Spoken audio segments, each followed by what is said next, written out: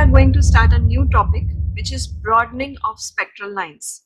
This comes under the lasers concept.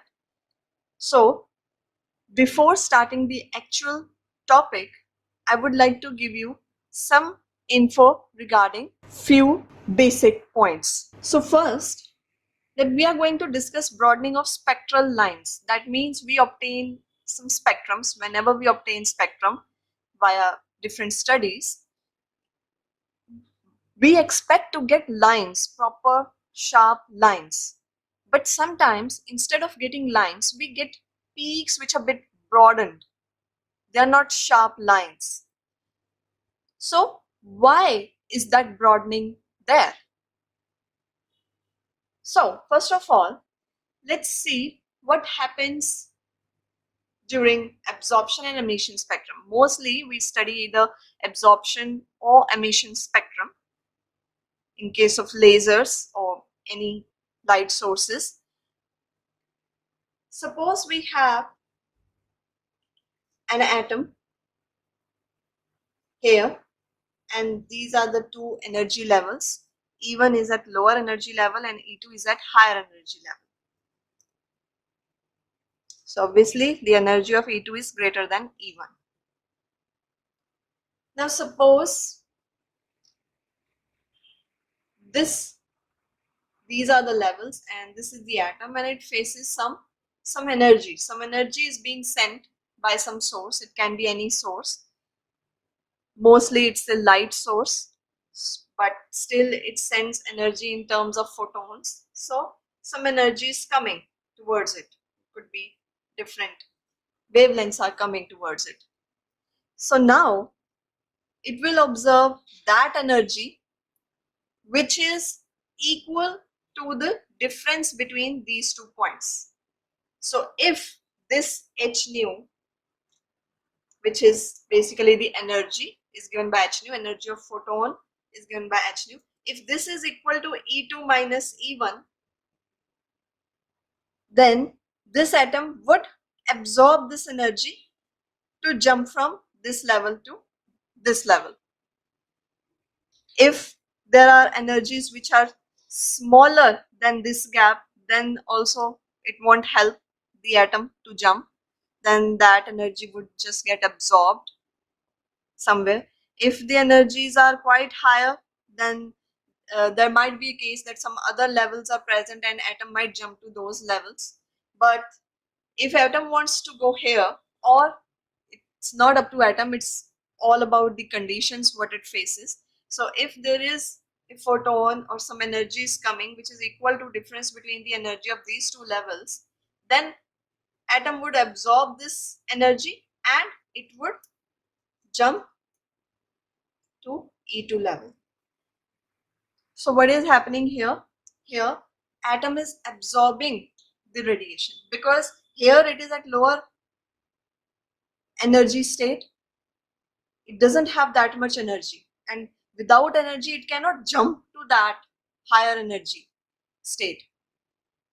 If we don't have energy, we are not active enough, we can't do active stuffs and the stuff like if we have to jump up the stairs. If we don't have that much energy, it's very difficult for us. We need some energy, we need some pull, some push or some external help.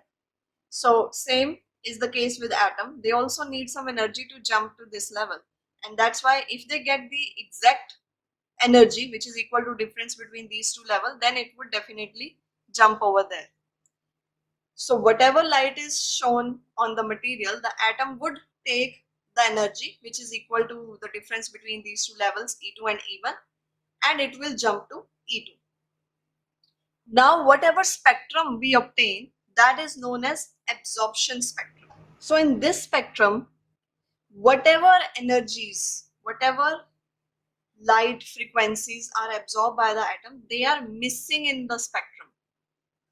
That is what absorption spectrum is. Whatever frequencies are absorbed by the atoms,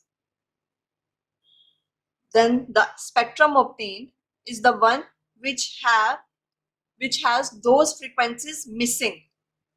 So we have missing frequencies. And in fact, those lines will be shown as black bars because those frequencies have been absorbed. So it's no longer there. So the spectrum obtained will show all other frequencies, but those frequencies which have been absorbed by the atom will not be there. So there will be some missing frequencies and they are shown by black bars. So this is absorption spectrum. Now the other case. Now suppose the same atom has reached the higher excited state E2.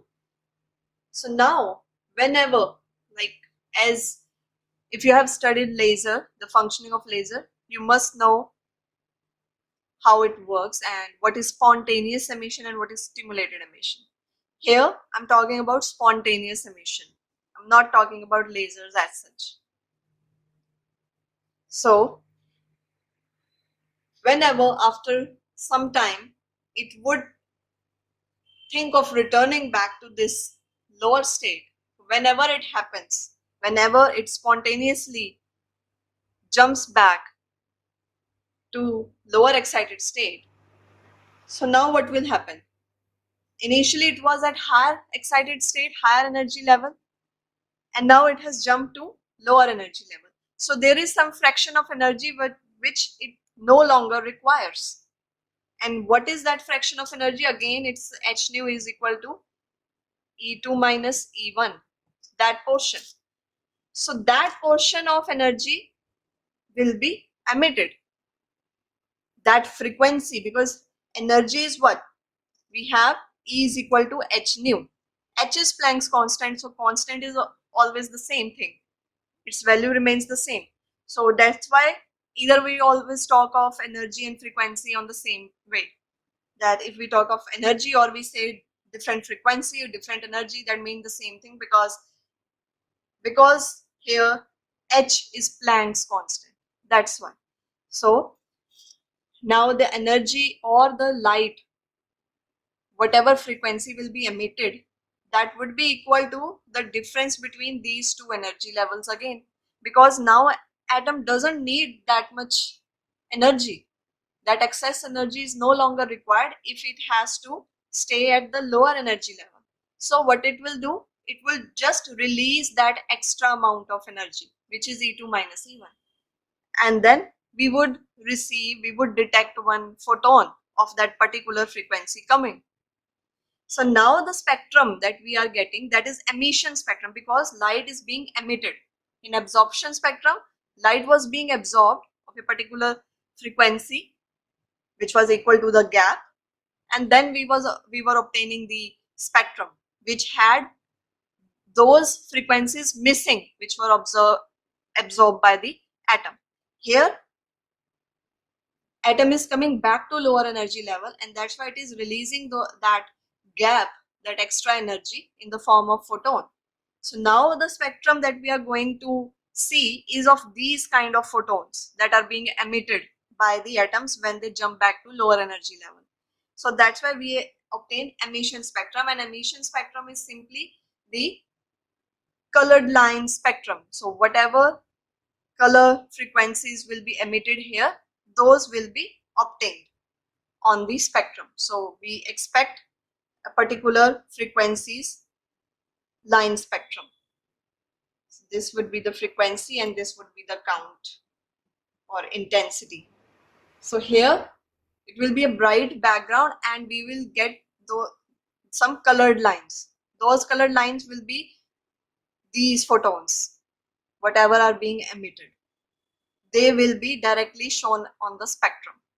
Whereas in absorption spectrum, those frequencies which are absorbed by the atom, they are missing from that spectrum. And here, those which are being emitted are shown on the spectrum.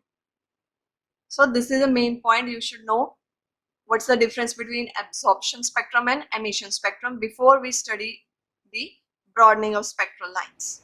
Now, whenever we study the spectrum, basically we have a sample, then there is a slit, and we have a source, and then the light coming from the source, it will pass through the slit and will ultimately fall on the sample. So now this source can contain various wavelengths, various frequencies. So here there could be different wavelengths coming.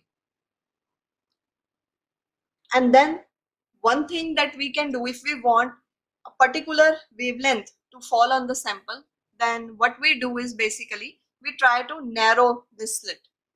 So narrow slit is really important because the smaller the size of the slit is, then it would only allow some particular wavelength to pass through it. So that's why we try to make the slit as smaller as possible. But still there is some limit. There is a restriction that up to a particular point we can narrow it down. And if we try to narrow it further, it will ultimately close. So slit would close, and even if we just open, that slit is not narrow enough that it would allow just one particular wavelength to pass through it. No, still 2-3 different type of wavelengths do cross through the slit, the size of slit that we have.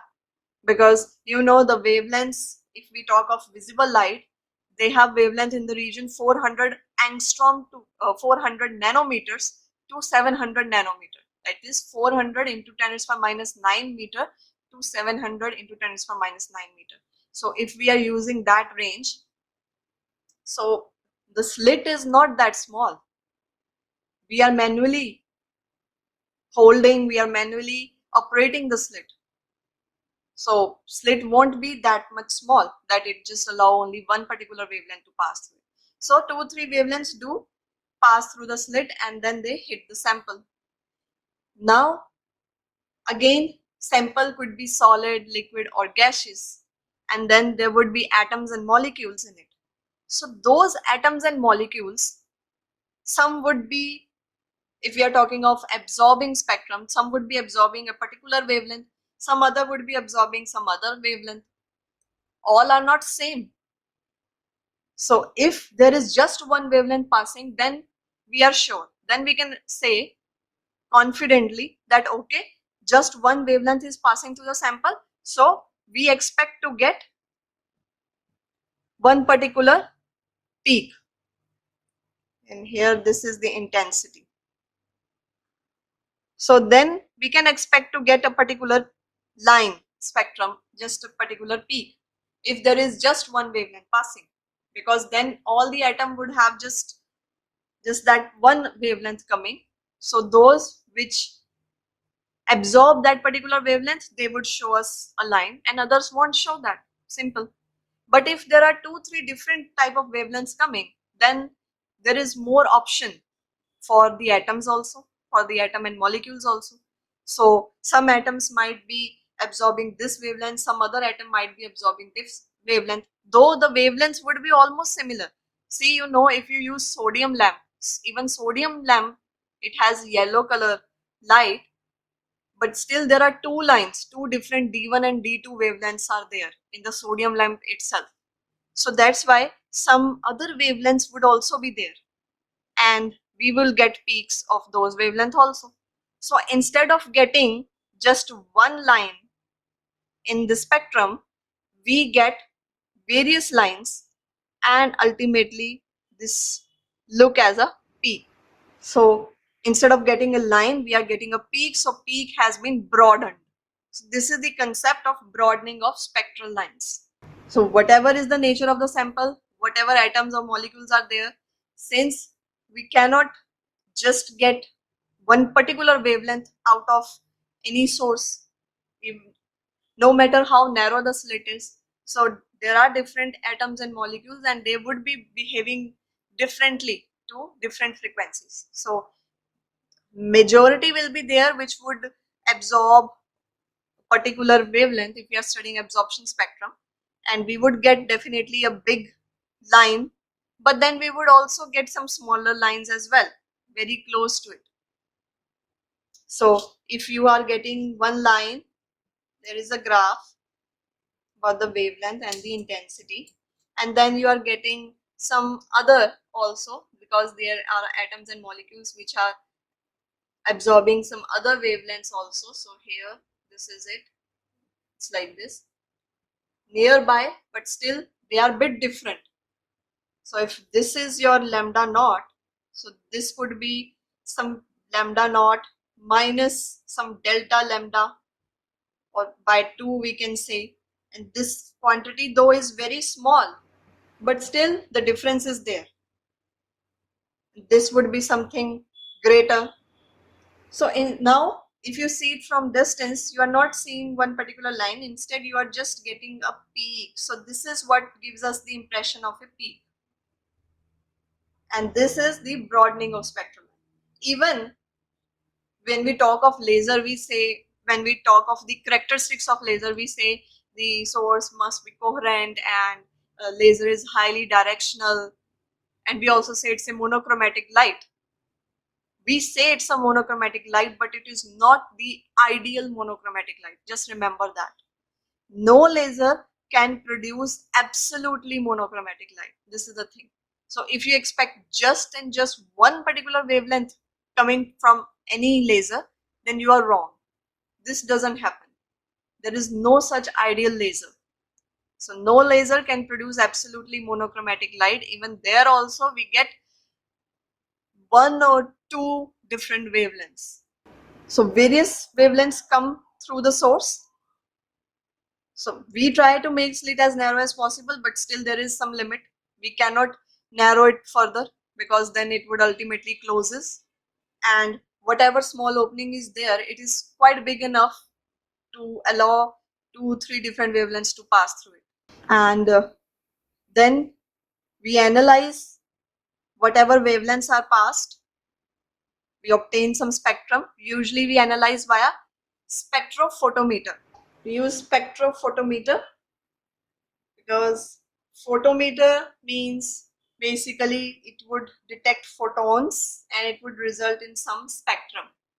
And we try to obtain line shaped plot. Sometime if the sample is a monocrystalline one, that means only one kind of atoms are there, then we expect to get single lines, because then there are just one type of atoms present, no different type of atom are there. Those atoms would all be alike. Atoms of particular element are totally identical to each other. Their behavior is almost the same. So they would absorb only one particular wavelength. All will absorb all the same particular wavelength. So in that case, we expect to get lines, line spectrum, line shaped plot. But if there are different atoms present, if we are dealing with some molecules, because even if we have, suppose we have H atoms and then there are H molecules, H2 molecules, even then there is some difference, because when we have molecules, atoms come closer to each other, and then they behave differently. Single atom is showing different behavior, it always shows different behavior, and if there are two atoms which are coming closer to each other, they show some different behavior, because atoms have electrons around them, and then electrons, they repel each other. So there is some kind of interaction happening when there are two atoms which are closer to each other. So their behavior is different from an isolated atom or a single atom. This is the thing that we expect to get line shaped plot, but still due to these reasons, because the source giving us various wavelength, restriction to narrow slit, and then sample would be having different atom and molecule, and thus they would be absorbing different wavelengths or frequencies. So instead of getting one particular line, we get a broadened spectrum, broadening of spectral lines. So let's say we have obtained an emission spectrum of some sample. So instead of getting a particular line, just line, see how is the shape of the line. So we have obtained kind of a bell-shaped curve, you can see, or the peak, it's just broadening. So here the maximum intensity, of course, because the majority of atoms, they would be behaving in a particular way.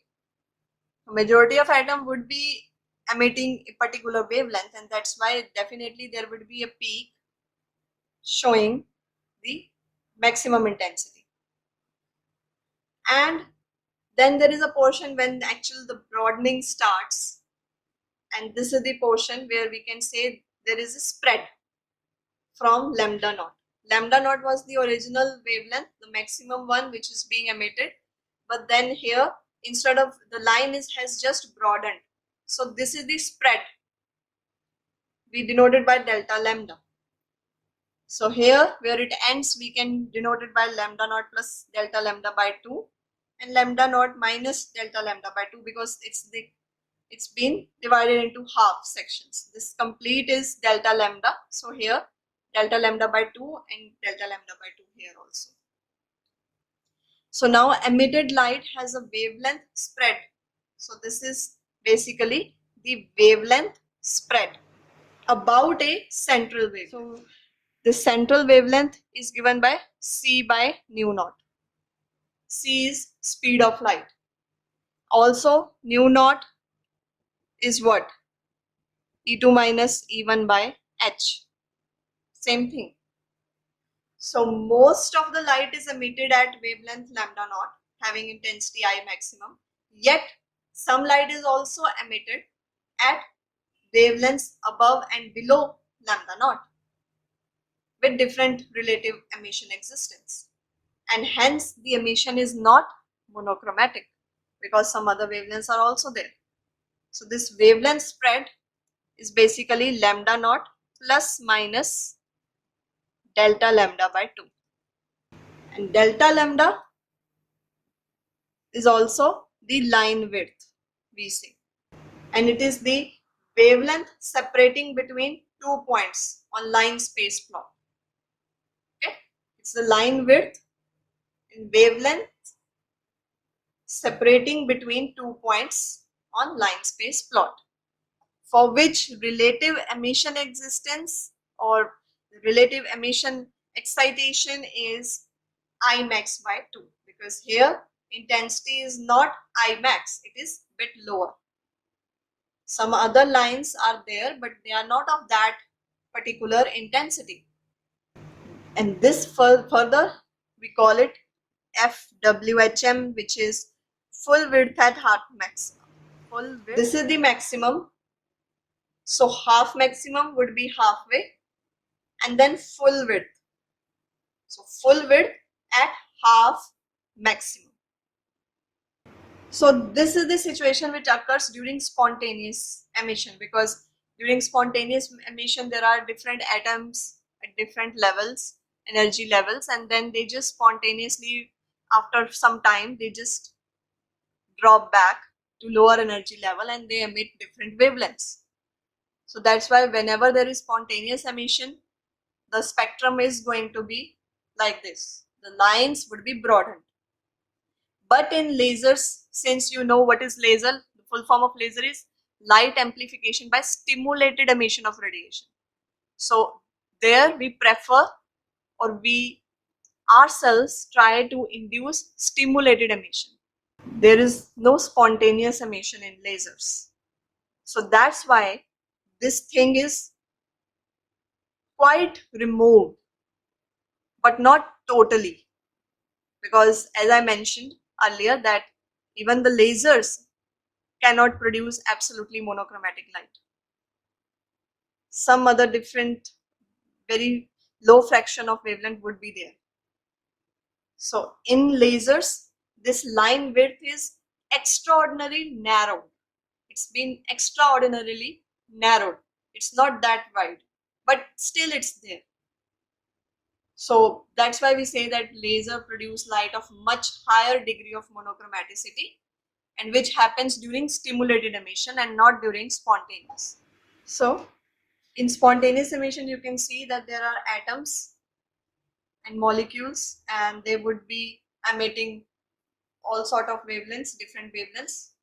So we get almost a broad curve in case of spontaneous emission.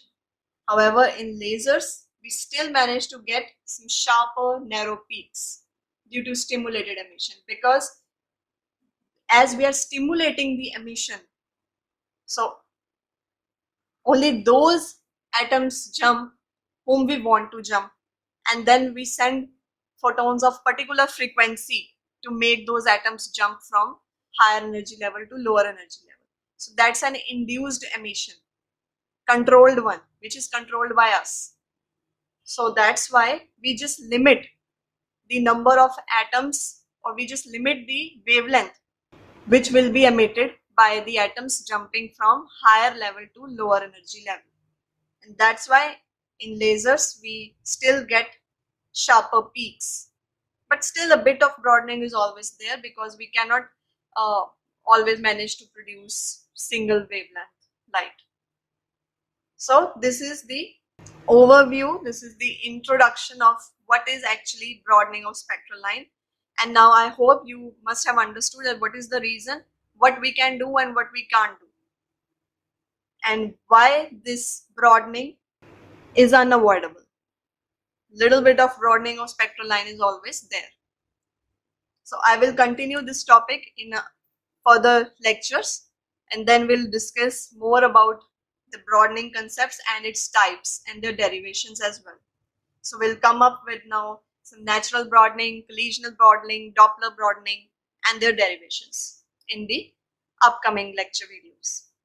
Thank you.